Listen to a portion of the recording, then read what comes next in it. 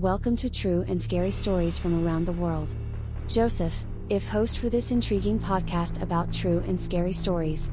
Now you can subscribe with Joseph and get extra behind the scenes fun stuff, videos and so much more.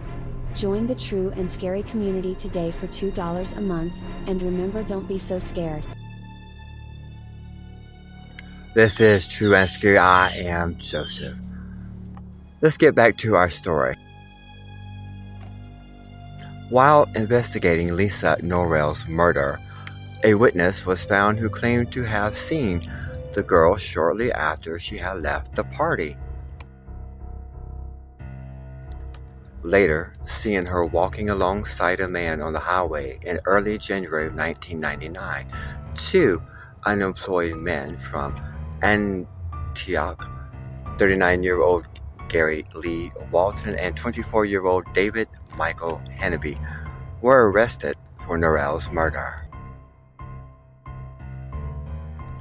In response to the murder of Lisa Norrell, the governor of California, Gray Davis, offered a reward of $50,000 for any information leading to the arrest and conviction of her killers. In March of 1999, 51-year-old Mohammed Ismail Niaz, Frederick's boyfriend, was arrested as a suspect in her murder. In December of 1998, he had voluntarily provided the police with samples of his blood and hair, and while examining his apartment, investigators located washed-out blood stains.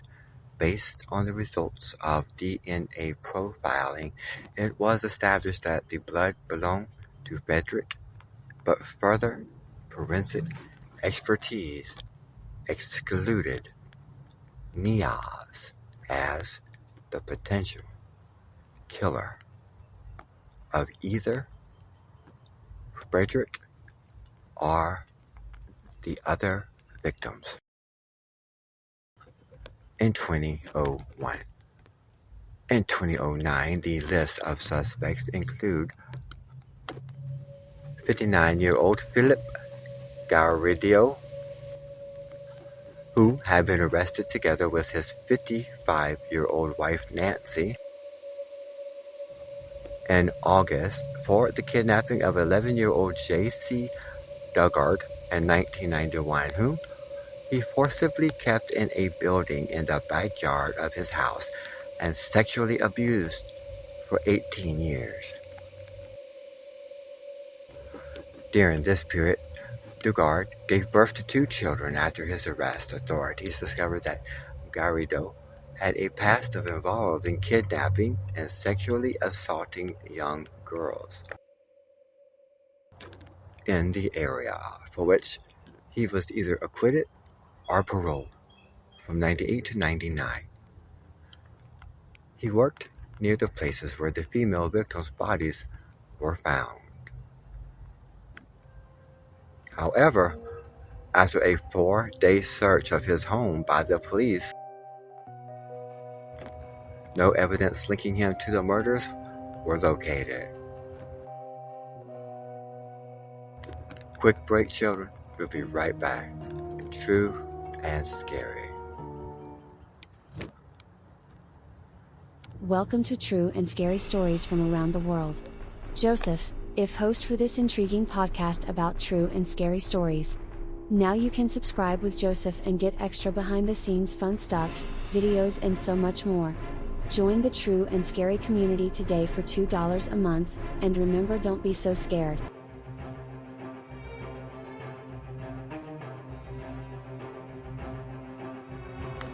At one point, the killer of Suzanne Bombardier, convicted sex offender Mitchell Land Bacon, was investigated for the killings, but no connection thus far has been made. We are talking about unsolved murders here on True and Scary. We will be right back, children.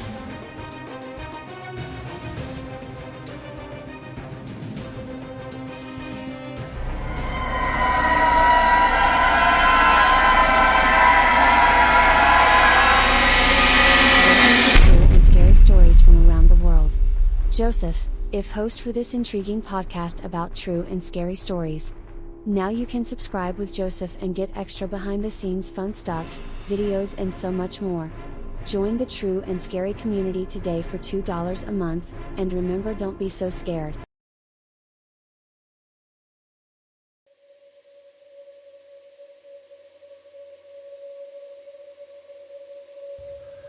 On September 7, 1996 at 11:15 p.m., Tupac Shakur, a 25-year-old American rapper, was fatally shot in a drive-by shooting in Las Vegas. The shooting occurred when the car carrying Shakur was stopped at a red light at East Flamingo Road and Covell Lane. Shakur was struck by 4 rounds fired from a .40 caliber Glock, 2 in the chest, 1 in the arm, and 1 in the thigh. He died from his wounds 6 days later.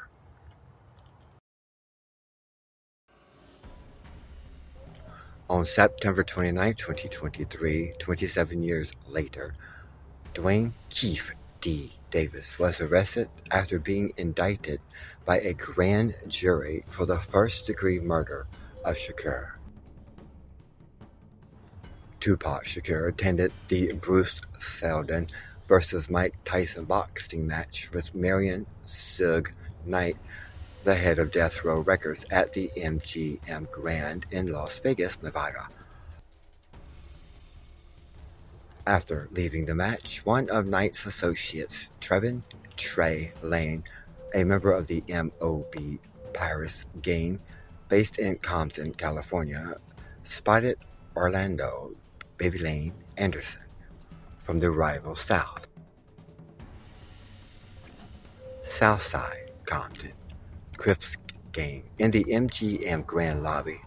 Earlier that year, in July of 1996, Anderson and a group of South Side Crips attended to rob Lane in a Foot Locker store at the Lakewood Center Mall in Lakewood, California. Lane told Shakur, who in turn attacked Anderson in the lobby. Shakur asked Anderson if he was from the Southside Crips, and punched him in the face, knocking him to the ground.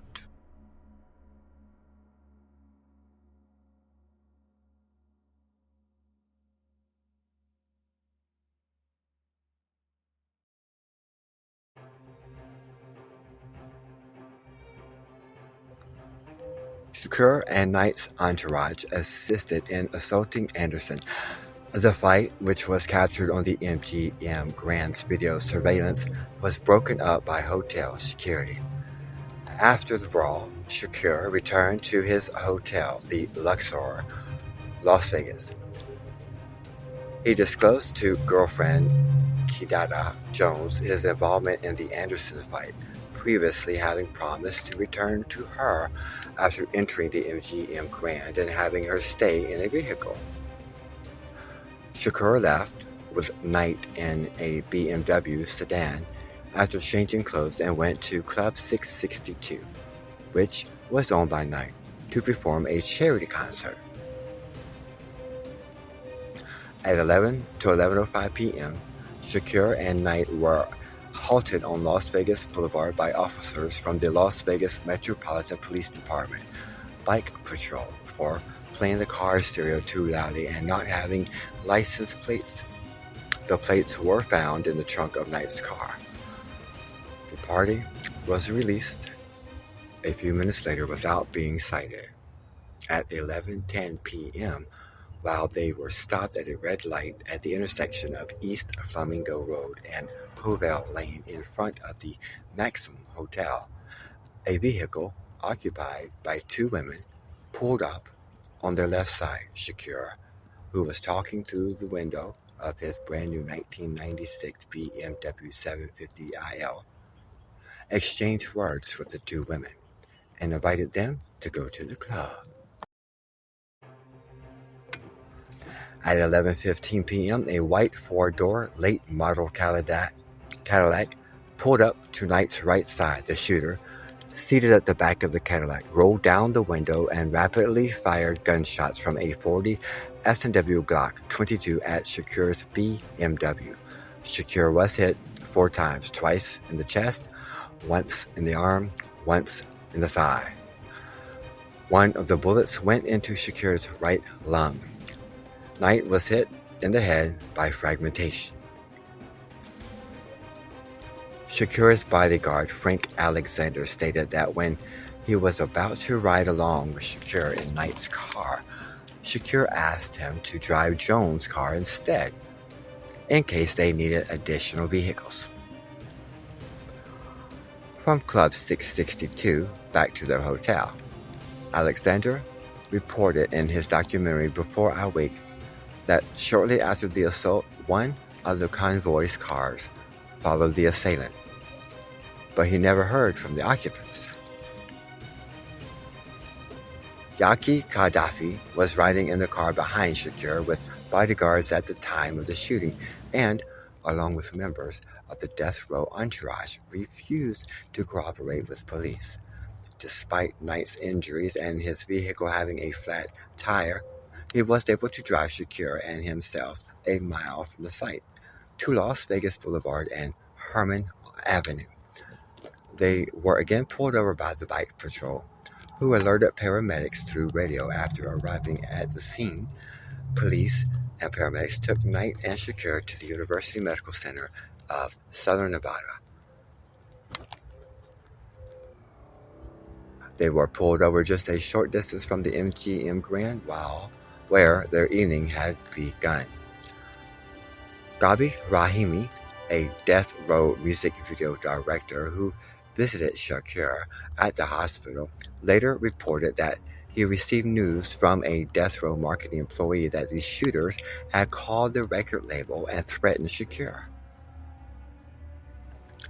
Gabi told Las Vegas police, but said they claimed to be understaffed. No attackers came to the hospital. Shakur said he was dying while being carried into the emergency room. At the hospital, Shakur was heavily sedated, was placed on life support machines, and was ultimately put under a medically induced coma after repeatedly trying to get out of bed. He was visited by Jones and regained consciousness. But when she played Don McLean's Vincent on the CD player next to his bed, according to Jones, Shakur moaned and his eyes were filled with mucus and swollen. Jones told Shakur that she loved him.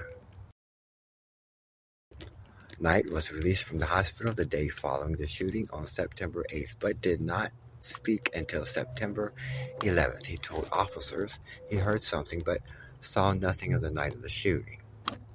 A spokesman for the officer said Knight's statement did nothing to help the investigation.